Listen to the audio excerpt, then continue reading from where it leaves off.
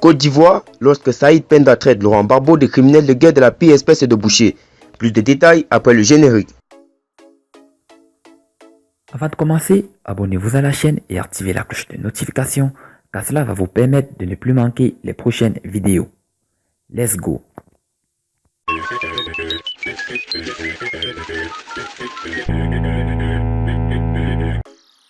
Saïd Penda traite l'ancien président ivoirien Laurent Gbagbo aujourd'hui à Bruxelles de criminel de guerre de la pire espèce.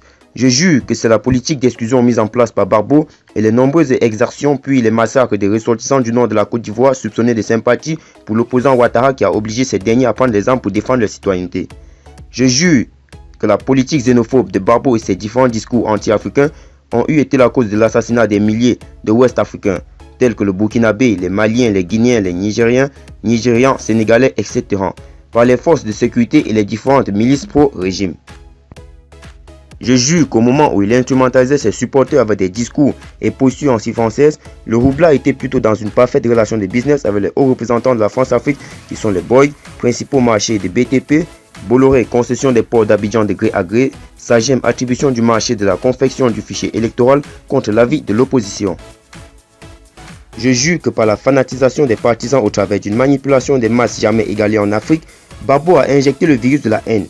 Il s'agit du tribalisme, la xénophobie, la haine religieuse au sein des sociétés ivoiriennes et compromis durablement la réconciliation nationale et le vivre ensemble dans ce pays. Alors oui, Gbagbo est un criminel de guerre de la pire espèce. Alors oui, au vu de son bilan macabre, il est le boucher d'Abidjan. Si ce que j'affirme ici était entaché de moins de mensonges, que le Seigneur me punisse de la peine divine maximale, j'accepte que cette punition extrême s'étende à mes enfants et à toute ma descendance. Que ceux qui ont des faits pour démentir ce que j'affirme ici, eux aussi viennent jurer sur Dieu et accepter de faire face avec leur descendance à la malédiction du ciel ou alors qu'ils se taisent à jamais. Nous sommes les contemporains du règne de Gbagbo et j'ai été témoin oculaire de la barbarie de ce régime et la désinformation a assez duré. La manipulation ne peut perdurer. Comme le disait ce penseur du 19e siècle, la vérité se venge et quiconque la hait ou la méprise, tôt ou tard sera sa proie.